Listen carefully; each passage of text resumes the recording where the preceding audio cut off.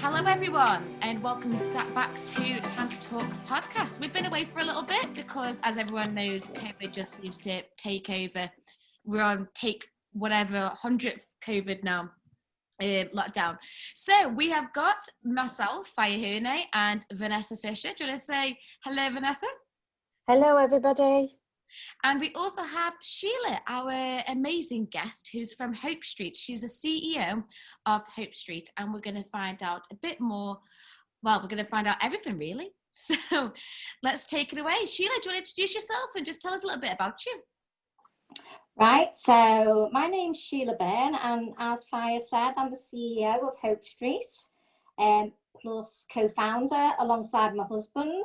So we pretty much started Hope Street to provide a service in an area that's affluent, because when I took ill, there was no services available, especially in the area where I live. Also, not only were there no services available, there was nothing available in the evening times. So if I wanted to attend anything, at the time I was reliant on my husband to take me everywhere, so I couldn't attend until I got a support worker to take me. But in order to have a support worker, I had to be in crisis. So the only time I did get a support worker was when I attempted to take my own life. So that's, in a nutshell, that's why we started Hope Street. Well, you know, first of all, I can commend you, and your story is very similar to mine. It's the reason why I started Time to Talk, because I was in crisis. I attempted suicide twice because when there just doesn't seem to be enough knowledge of what support is out there, and you know, charities like yourself and myself, you know, we're out there and we're able and willing and ready to help, but it's really hard to sort of when you're in that moment of crisis to find that help and support. And there seems to be big gaps in the referral systems, and you know, people are falling through. There's not enough information out there. So I love that. So tell us a bit about how long Hope Street's been going, and sort of, you know, what has been your highlights of the year. How have you managed with COVID? Yeah, so first of all, well done, Vanessa, for doing what you're doing and coming through it, because from somebody with that experience, I know how difficult it is, and I know what the gaps in services are like, and waiting lists, and then they lose your paperwork, so your waiting list is even longer. So yeah, and also it's one size fits all. So so the whole idea of Hope Street was to provide something different to what NHS offer, in order to meet people's needs and to find out what the people in the community want as a service. So we started in 2018, World Mental Health Week in the May, and we received a little bit of support, £250 it was, to get us started, and that was going to pay the rent. So when we were looking for premises, it was important that the premises was nice, because we're worth more than a cellar, which is where I used to go to. So the people were beautiful where I used to go, but the place where I used to go was in a cellar, and it was cold, and the door was always open. There was a little fan heater going. So for me, the premises was important. It couldn't be too big either, because if it was too big, it would be intimidating for people to walk in. And for me, there'd always have to be somebody facilitating. So if I was busy, for instance, or Don was busy, then there'd be somebody to take care of whoever walked through the door, because the hardest step when you do have mental health disorder is walking through that door. So the other thing that was important is to have refreshments at hand. So that was the other thing that we put in place. And the big hit really was the guest speakers. So for us, we started off by having 2 guest speakers a week, and we couldn't sustain that. but people loved the guest speakers because the guest speakers would speak about their experiences with mental health disorder and how they come out the other side, or they'd speak about their journey of recovery, and they might still be in their journey of recovery. And I find quite often when you have a mental health disorder, you are in recovery for the best part of your life. Yes. And it just takes something small to actually send you off kilter. So one of the things as time has gone on has been to have people with lived experience of mental health disorder working with us. Now, when I say people with experience, that will be somebody with experience from a carer's perspective, or somebody with experience that have been there and walked in those shoes. For us with Hope Street, things have changed quite a lot since we first began.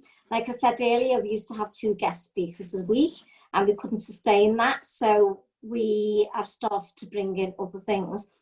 Initially, Dom had a lot of input, and I would sit back like a wallflower, doing nothing because I was too scared to speak. Bearing in mind, I'd only, I'd been ill for 2 years at this point and lost all my confidence. Yeah. Not only had I lost my confidence at the beginning of the illness, I'd lost the ability to speak properly. Yeah. And I'd also lost the ability to walk unaided. So I relied on Dom to do pretty much everything for me. So to care for me in every way, other than going to the toilet, I would use the toilet on my own, but everything else he had to do for me. He even had to do my hair for me. So that's how it pretty much started. And then as time went on, it must have been about a year into the sessions, I started to get a little bit more confident, and I would stand there and hold the sessions, and then eventually I told my story. And the more I've told of my story, the easier it gets to tell. So for me, I had very low emotional intelligence. Now, when I've done my research at university, there's a very close correlation between low emotional intelligence and mental illness. So I thought, right, well, I'm going to work on my emotional intelligence and the students on their emotional intelligence too, to see whether or not they improve in terms of their mental health and their attainment. As a result, they improved in terms of the mental health, and they got a 100% pass rate, all 12 of them. And my emotional intelligence improved, whereas I became more resilient and more able to say no to people. Because what you'll find, I don't know about yourselves, but I know when I was very ill and the build up to when I was ill, I wouldn't say no to people. And I don't know why I wouldn't say no. I just think I'd never learned to say no. Yeah. So it's like one of the things about emotional intelligence is actually learning to say no. And people just being aware that if people don't accept it, then that's their problem, not your problem. And it is okay to say no to people. You know, I find the hardest people to say no to is family. Yeah. Yeah, because family kind of expect it more. And that was one of the hardest things I found, being able to say no. But I think the more my family understood my illness, the more they accepted me saying no. And I think that's an important thing to start with, being able to say no, so as you can start recovering and repairing yourself. Because if you don't say no, then you don't get that rest time in between your blips. I call them blips. Oh, yeah. So, yeah. And I found what I was doing is I'd have a long spell of illness, and then the day when I felt great, I'd go manic. So Yeah. I wouldn't go to an in-between. I'd go manic. Yeah. And you're nodding away because you know what it's like. You think, and oh, I'm better. This is ace. Yeah. And can take the world on. Yeah. And I'd do that, and the next day I'd crash. Yeah. So one of the things I say to people is, you know, when you're having that good day, enjoy the good day, but don't blast it. Because if you blast it, you are going to make yourself ill. And it's basically 2 steps forward and 2 steps back. And it's hard to actually do that when you do feel on top of the world after you've been feeling really flat. Yeah, absolutely. I mean, viable testament to this and what I'm like.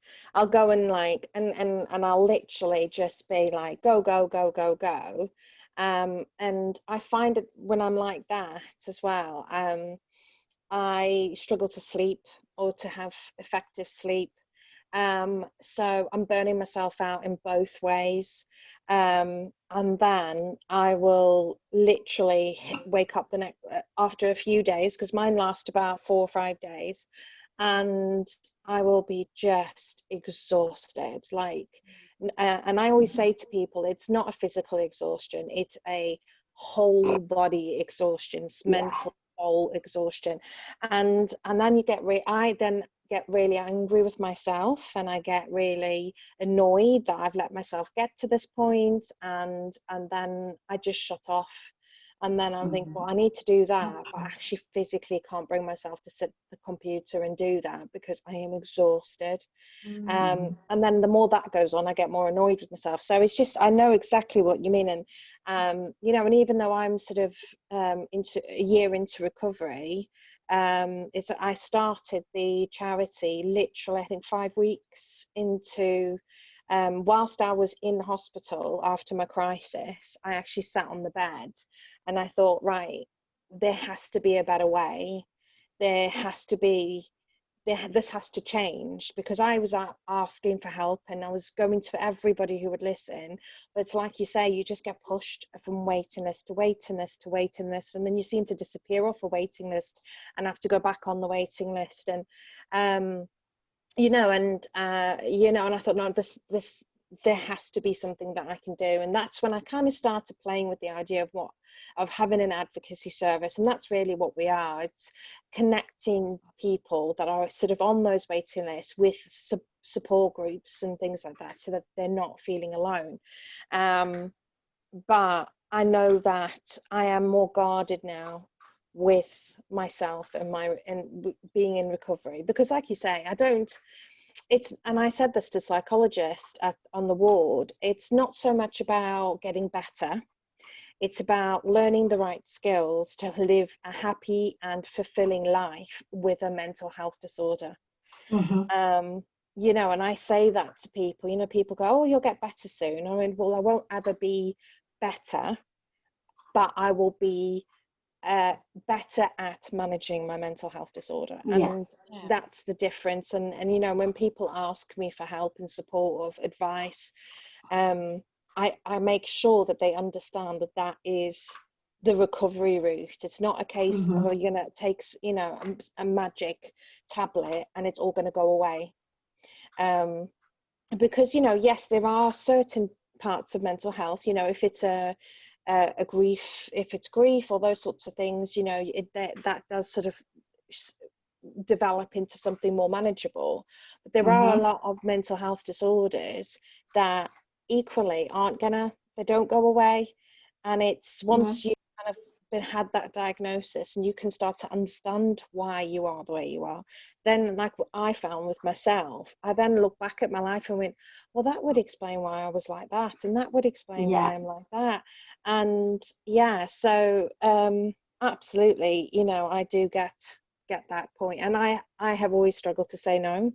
It is to the point where I have literally ended up going into crisis because I couldn't say no, and I was I'd given everything of myself to all these people that were wanting things from me, And I really just wanted to go to bed and hide away. But I was like, yeah, no problem, I'll do that. And yeah, no problem, I'll do that. And then I used to get annoyed with myself because I'd go home and go, why on earth did you say you'd do that? You know, but at the time, I'm very much a helper. If somebody is struggling, I want to help them. An empath. Absolutely. And I think I've done a lot more research into being empathic and how, it's so important to protect that energy and, and sort of channel it, but also recharge your empathic energy, because otherwise you can't give out an empty cup. But yeah, so I absolutely 100% get what you're saying, and that's why I was nodding away, but nobody can see me nodding away. But yeah, I was like, oh yes, yeah. Well, when I did my assessments on people on their emotional intelligence, every person, apart from one, came out as an empath. Every single person came out with a lot of empathy. Now that is low emotional intelligence. I was going to say, what's the link between empathic traits, personality traits, and mental health? Yeah. So that being empathetic is also low emotional intelligence. So you can give too much of yourself at the detriment of your own mental health. So that's what you have to be careful of in terms of doing what we're doing, because people think, oh, she's better. We can just get in touch with Sheila at midnight, 1 o'clock in the morning, 2 o'clock in the morning, and so forth, and she's going to respond to me. And then when you don't respond, it's like, why aren't they responding? What have I done to upset her? So they take it personal. And the thing is, with people who have low emotional intelligence and mental health disorder, that is the issue. You take everything personal, and it's not personal. It's just that you just can't be everything to everyone. Yeah, that's something I have definitely had to try and remember to remind myself, because it's so hard to get into that circle of wanting to be everything under the sun. But gosh, where has it? So you were saying that it started with guest speakers, and then you were just talking about how has it progressed? So obviously, God, I know how much it has, but go on, tell us. So I don't know, I just kept coming up with these ideas. I was just becoming more and more creative. And I was like, oh, I'm going to do this and I'm going to do that. And Don was going, slow down, Sheila, slow down. I'm going to do a fundraiser. And then I end up doing everything. And I'm thinking, what helped me? Right, okay, we're going to go camping. We're all going camping. So we've done 2 camping retreats now. Okay, what helps me? We're going to go up Helvellyn. Right, so we're going to go walking. So now we've got walking groups. What helps me? Exercise. Okay, so we're going to offer exercise to our people now. So we do online exercise every day. Then it's like, what else has helped? Oh, right, I'm going to bring some holistic therapists in. So we've brought people in to do yoga, meditation.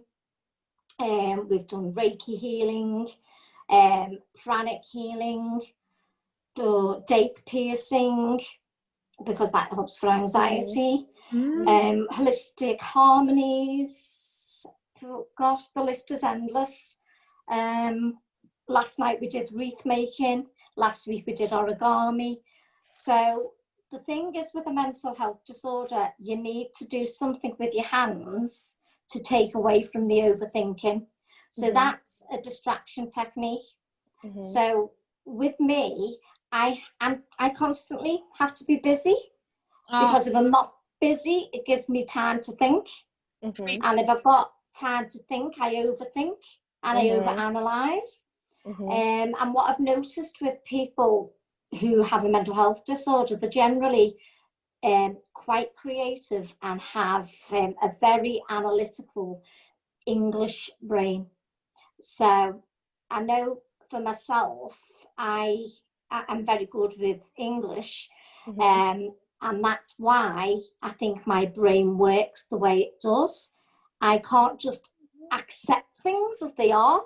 I have Mhm. to look deeply and question everything. But one of the things I have learned to do is which has made me better, is to accept the illness for what it is and Mhm. don't try to battle against it. So battling against it makes you feel worse because you feel like a failure. But if you accept it for what it is and praise yourself for the small things you do, then it does get better bit by bit. And accept that baby steps are going to be the way for now. And when Dom used to say to me, "It's short term, Sheila," I used to feel like saying to him, "Shut the fuck up." Because for me, I was living it. Yeah. And he wasn't to know that would get to me. Because Mhm. one of the things with it is you become agitated. Oh, Oh, And like we yeah. asked for this. Do you think we asked for this hard, like this brain and how we react? Trust me, if I could just Mhm. not, if I wasn't like this, it'd be a lot easier. Yeah. I mean, Yeah. as somebody, I bumped into people when I was out today and they went, "Wow, Sheila, you look fantastic. How are you?" I said, "Well, actually, I'm having one of my shit days." I said, "But usually when I'm having one of these days, you can tell by the fact that I've got up and dressed up. Whereas usually I'll be in my hoodies and, Mm. just knocking around in my hoodies and leggings, feeling, oh, I'm on top of the world." But Mm. when I'm having a bad day, you'll notice I'll either put makeup on or I'll go out dressed up. To make So, you feel better. Do you know what? That's a good way of picking yourself up though, because I've never thought about yeah. that. I'm hardly ever dressed up now since COVID. So basically, everything kind of came to a halt when we went into lockdown. All our services had to stop. We couldn't even have the services face to face. So I decided, right, we're going to go live with everything.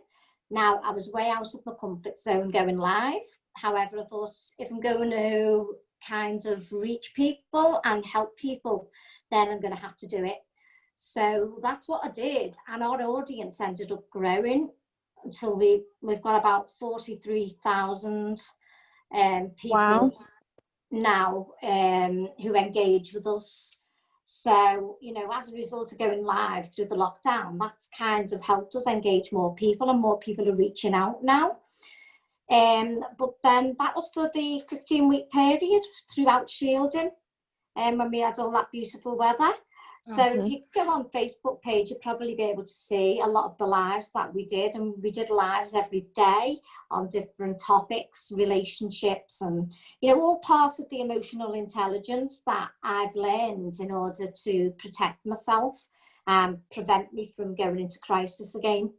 So I thought, well, what we can do is we can prevent people from going into crisis just by going live. And we'll reach more people, especially those people who won't leave the home, who won't come to services. Mm-hmm. So as a result of that, we actually got more people when we were allowed to do face-to-face sessions, come into sessions. So whereas we'd have about 12 to 15 people each week attending, we now have 30 people a week attending. However, because we're only allowed 15 because of the restrictions, we have to do 2 sessions per week in each group. So that's basically where we're up to. So we are managing now to do face-to-face sessions. We're doing them twice a week, but the whole idea is that we will be able to provide services when we get our own premises every day. So what I found is when you've been to a counsellor or a psychotherapist or CBT, when you come away from there, you're completely wiped out. And everything's been brought to the surface that you've been through. So I've been through a lot of trauma. And everything gets brought to the surface. And with counselling, it's you doing all the talking. And the counsellor listening.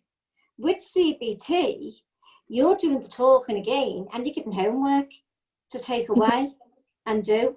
The last thing you want to do is a piece of homework on your difficulties on your own.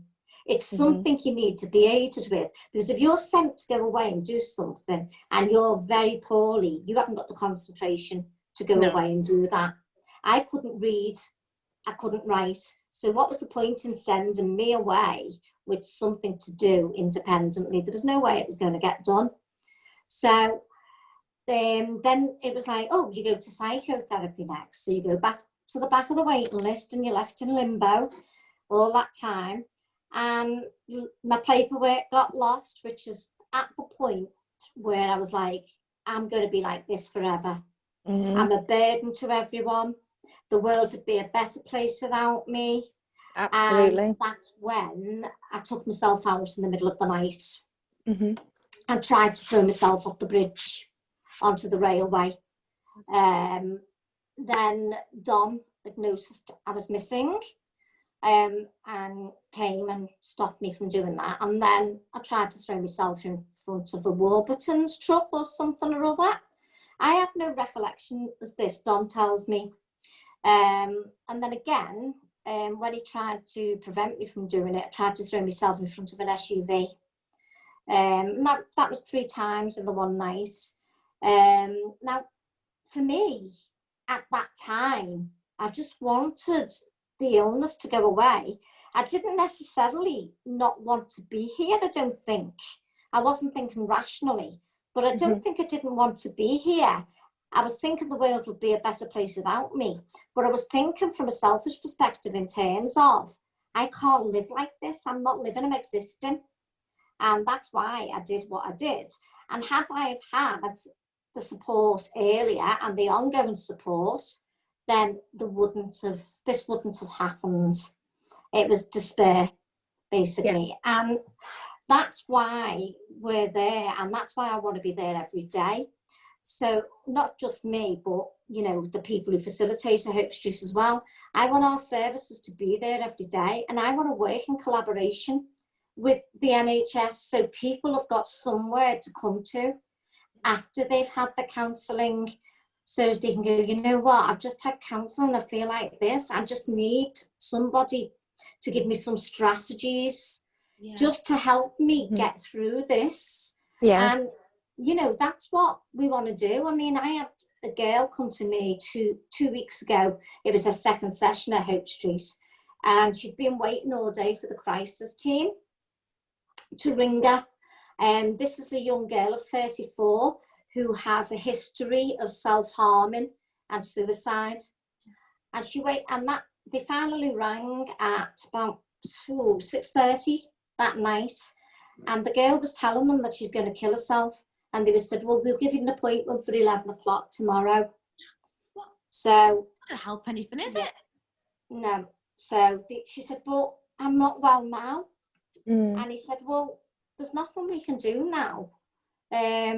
We'll see you at 11 o'clock tomorrow, but there's a phone line that you can ring if you feel that way in the night. So with that, I took the phone and I said, listen, I said, I've been through what this young lady's going through. And I said, and she's not going to pick up the phone in the middle of the night when she's feeling suicidal. She's just going to go and do it. Yeah. I said, so it's not good enough that you'll see her tomorrow at 11 o'clock because she won't be there at 11 o'clock. I said, she could well be under a bus, under a train. So this is the type of thing we're dealing with. You know, we've got people coming to us who are suicidal. Luckily, she had me that night. Otherwise, she may not be here today. Gosh. You know, so that's how important services are. So it's bridging that gap. There's gaps in services.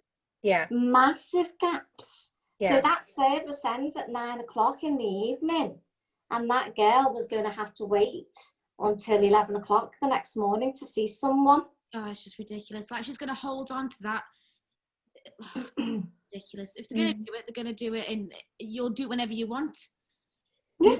I mean, it's amazing that she's asking for help. That's one thing, like you said, the hardest part is that she's asking for help and they're going, oh, hold on, mate, we can't really help you right now, even though it's probably nearly killed you just saying that. Yeah. Disgusting. Well, that's it. That, you see, that's the thing that people who haven't been there don't realise. The hardest thing is admitting that you feel that low. Yeah. That's the hardest thing. Yeah. I don't know about yourself, Vanessa, whether, you know. Yeah. No, absolutely. I mean, just to touch a little bit on what you're saying, the problem I've also experienced, I was dealing with a referral that came into Time to Talk, and it was a young girl who was very, very suicidal, and had a history of self-harm. So I was liaising with the crisis team, and this lady actually admitted she had no experience with mental health, and so for that reason she was really struggling, because I said, obviously the girl's got has self-harm today. It isn't a self-harming episode that would concern me. However, if she is left, that could escalate to something that would lead to potentially a life-threatening episode. And this woman was like, well, she just needs to go to A&E if she's self-harming. And I was like, well, no, self-harm is actually a coping mechanism that a lot of people with bad mental health or a mental health crisis, going into mental health crisis, will use to cope and try and manage these feelings of despair and the physical. You know, what people don't realize is mental health disorders, and when your mental health starts to break down, and especially if like yourself, I've experienced a lot of trauma, is it physically hurts. Like, I was waking up with my chest felt like it was physically being constricted, and that feeling of just, I can't cope with this pain. It's awful. So for you to then say to somebody, like you say, oh, there's an appointment next. People don't want to end their lives, and I've been there. I didn't want to end my life, but it was what you said resonated with me. You just don't see how, especially when you're asking for help and support, how it's going to get better, because you have this percentage. There are a lot of people within the NHS even that are working within a mental health capacity, but don't understand, because they don't have lived experience. And I know the NHS is at the moment trying to encourage more people who are in recovery and who have lived experience with mental health to come forward to work in the sector, because you have a way of reaching those people that, somebody who doesn't have that experience, because you can empathize and you can relate, and you can perhaps, the wording, it annoyed me to no end. And I watched so many frontline TV programs, because I'm just a bit obsessed, and those sort of standard questions that they get told to ask. Do you have any, do you know what I mean? Yeah. And you're like, do you ever feel helpless? Yeah. Or have you ever self-harmed? Do you think you might end your life tonight? Well, do you know what? Nobody's going to go, oh yeah, do you know what? I'm going to go and jump off that bridge in half an hour. And it's that kind of thing as well. So that you kind of think, well, people are not going to say to you. So, but there's other ways of asking those questions and gauging the answers to assess that. It's whether they're comfortable enough to tell you that. That's the thing.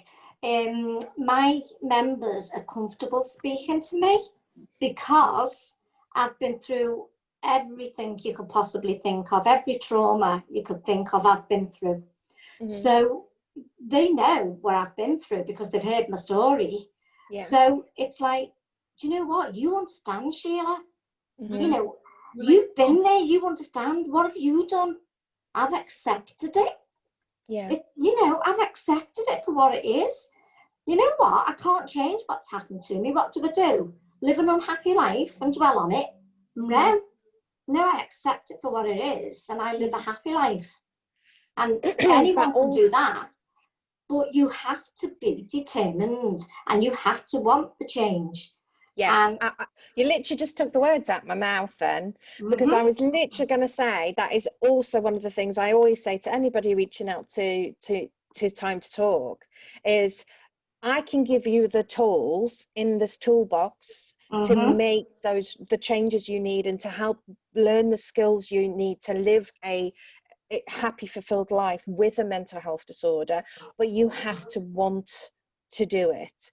And that's the battle. And it's not easy, and I'm sure you know it's not easy, as I do, to actually put the time in and to use the skills and work through those things. I mean, panic attacks and anxiety, and learning those grounding techniques and learning what your triggers are, and then looking at ways to manage those triggers.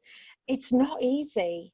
But if you're willing to put, and this is what I always say, and I'm sure you say it to your service users, is if you're willing to put the time in, I'll be there and I'll walk beside you. But I can't do it for you. I can't do it for you, yeah. That, you know, and it's look, I had a conversation with somebody's parent last week, because I was like, because this person has made friends with two other people, if they don't attend services, he doesn't attend. And you know, he's got to attend the services for himself, not because the other people aren't attending, because he's not going to get the most out of the services. And it is a case of, yes, you know, it's lovely to befriend people, but on the other hand, you have to go to these services whether another person's going to be there or not. You have to go for you. And, you know, that's the way forward, going for you and accepting that it's not going to change overnight. But each time you go and each time you attend a session, it will get better. You know, because people just look at me and they'll go, wow, you know, I can't believe you were where I was, you know, in 2016. And look at you now. I can't believe it. And it'd be like, there was one girl who's left her partner after listening to me saying I'd split up with my husband after 20 years. And, you know, she left her partner because, you know, anyone can do it. And yeah, it's scary, but it is, you're scared of the unknown. But do you know, I quite like change now. I quite embrace it. I do. And just to quickly touch back on what you said, is you have to own it. You have to own the fact that you have whatever is developing with your mental health, and only when you take the ownership that you know, yes, this is happening, but it's my decision, I'm going to own my recovery now. That is when it's almost like something switches, and then you do find that the minute you start making those ownership decisions on your recovery, how you're feeling, what you're doing, you get this strength from where you didn't think you had any more strength. You know, and I absolutely, definitely agree with that. Sorry, what did you just say, Sheila? I was saying, sorry, Fire. I was just saying that you love change, and I was like, me too. Yes. Well, this is it. No, do you know what? I see change now as an opportunity to learn something new. Yeah. It's another adventure, and I don't look at it as a challenge anymore. I look at it as, oh gosh, what's this? What adventure is going to happen now? Because I think when you've had, I don't know if this is the same for you, Sheila, but when you in that moment where you have been so low that you can't, you're in that sort of zombie-like state, and you decide that you just can't do this anymore, and you put into, I mean, I planned my second suicide attempt for 10 months, and I was, I had ticked everything, written my letters, I even made a playlist, and over those 10 months, sort of, it was in the back of my head, and it was like, all right, well, I know what's going to happen if this doesn't get better, and I'm going to keep trying. But if I keep, getting knocked back, and I was having trouble with my GP not giving me the medication that I needed, and it was just continual, then I almost had that sense of peace, because I thought, well, I've already put my plan in place. But I think when you get down to that point where you're in that crisis moment, and you come out of it, you almost think, now I can do anything. It doesn't matter. So change doesn't become scary anymore, because you think, well, do you know what? I've survived one of the lowest points anybody can get to in life, where I didn't want to live anymore. Now, anything else, I just go with it. And I have become really zen. I just sort of go with the flow. I mean, I hate flying, but I took myself up to the other side of the world, to Dubai, to visit my friend on my own. And I hate flying, but it's just like, you know what? These are the things I'm doing. I'm just doing different things that I wouldn't usually do. And it's kind of, let's just take it. Enjoy life. Let's take it, because I can't get any lower than I've been. And I actually, people say to me, how can you hold yourself up with what you've been through? And I say, because I treat it as a positive. Had I not have been through that, then I wouldn't be doing what I'm doing now. And yes, it was horrific. Yes, I've had a horrific life. But look at what I'm doing now.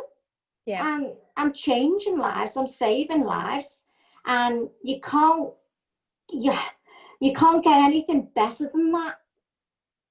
I found that it was, I couldn't understand. Like, I survived my first suicide attempt, and I was like, well, that's a bit shitty, like, that didn't work. Like, and it was only on reflection, when I was in a hospital after my second attempt, that I then thought, well, maybe this is my purpose. Maybe I've had to go through all of this in order to be able to be the voice for people who don't have a voice. And a voice for the people who we haven't been able to save. And I can get really emotional talking about that, because I just think, statistically, it's horrific, the amount of souls we are losing every year, because they feel hopeless, and they feel that life can't get better, because they just don't know what support's out there.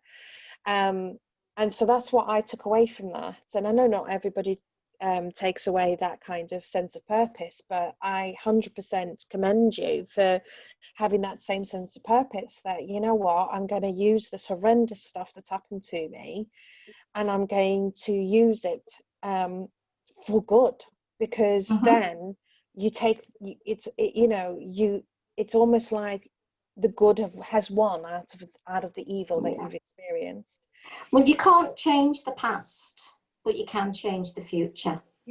Well, it's not even the future, it's about present, living for the present, not even living for the future. It's living in that moment, changing your past for the here and now, because tomorrow's not guaranteed, so why live a miserable life? And the other thing as well is, the doctors aren't always right. Okay, so I was so ill that I didn't say no, as I said here earlier, and that was to doctors too. I wouldn't say no to the medications, because I thought the doctors knew best. So I was with the psychiatrist, and he gave me this medication, and I said, I don't want to take that medication. I've heard all about it. Bearing in mind, I have a really bad relationship with food.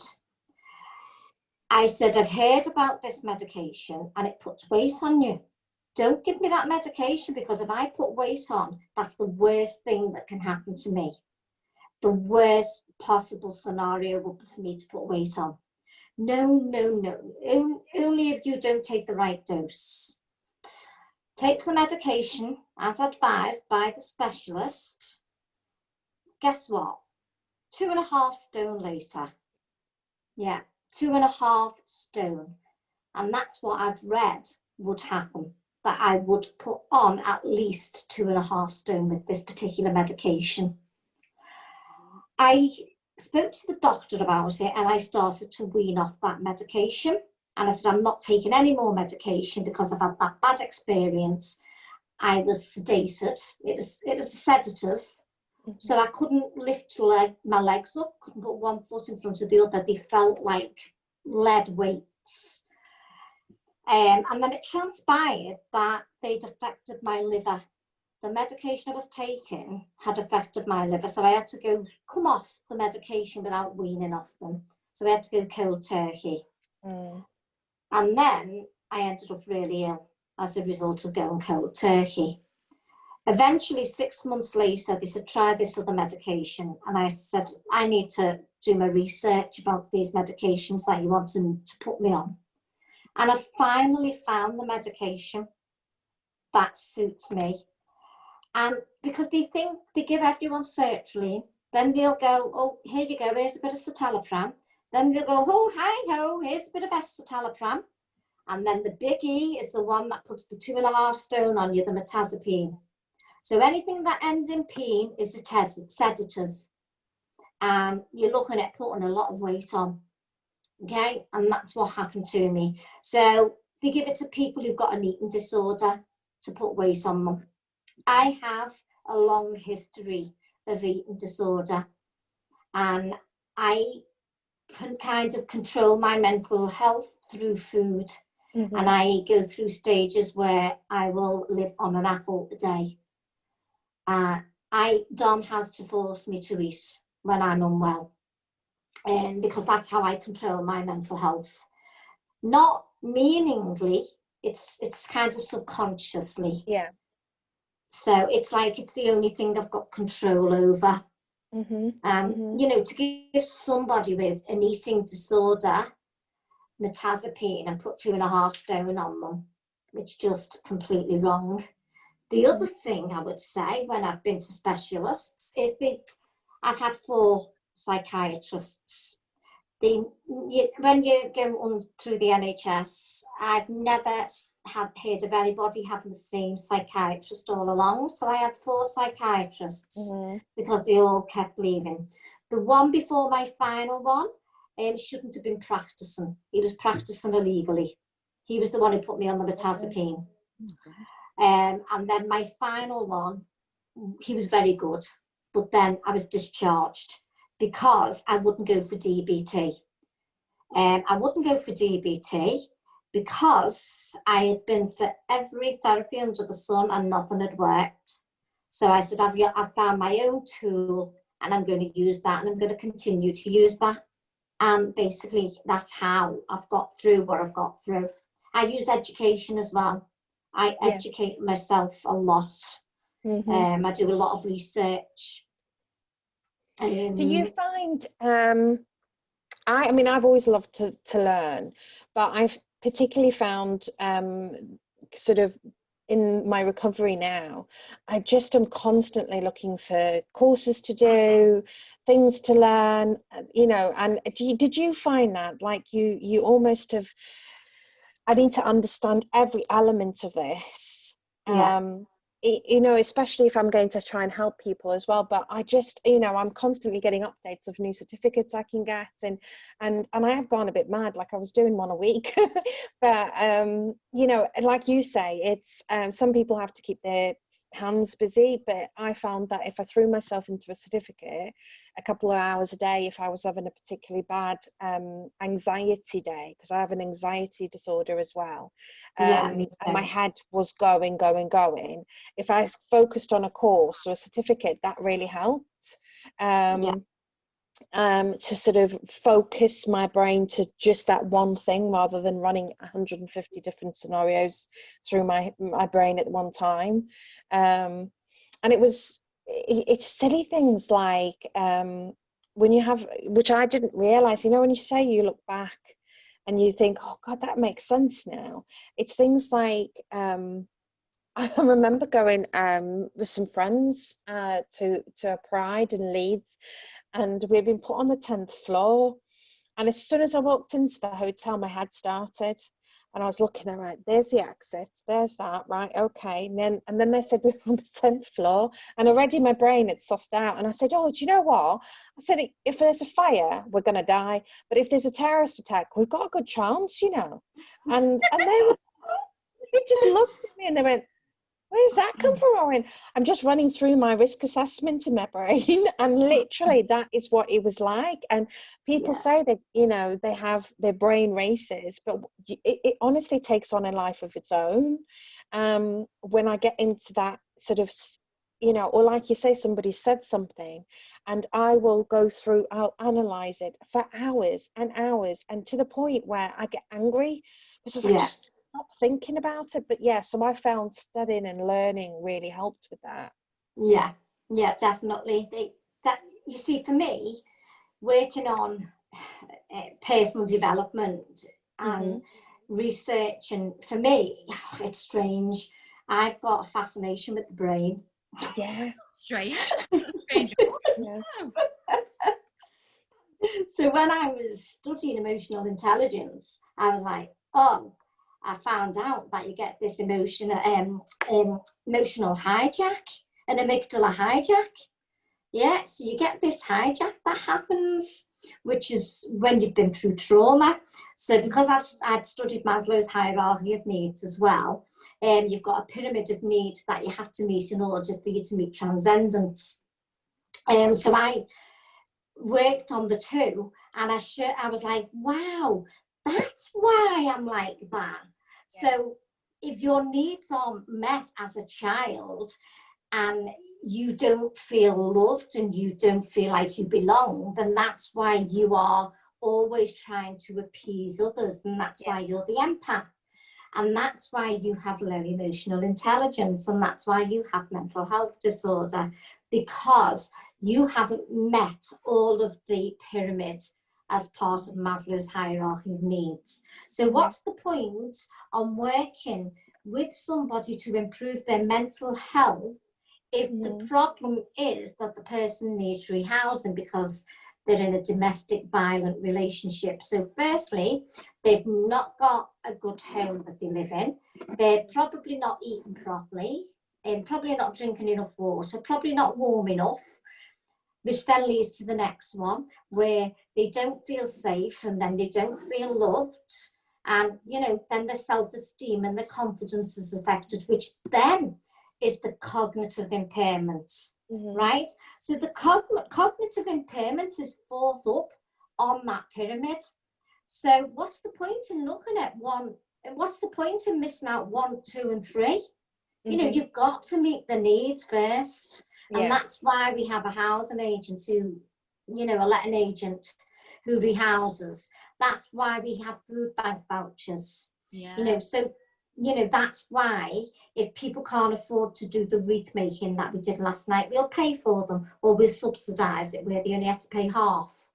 And that's where all the funding bits come into. So I have to write a lot of funding bits. So, you know, yeah, it's hard work, but it's worth it just to see people getting on their feet, and, you know, seeing the case studies that people have written after being with us for 4 weeks. Last week was phenomenal. Wow. So, you know, 4 weeks of being with us, what are they going to be like after 4 months? Oh, exactly. Can't wait. Yeah. Ladies. Well, thank you very much, Sheila, for being an amazing guest. And I'm going to be honest, I think we're going to have you on another podcast episode, because that was just, we could have talked to you forever. So I'm hoping you'll come in again, because we can go into more detail, and just, I feel like I've come out knowing more, learning more just from this, and I found you a lot.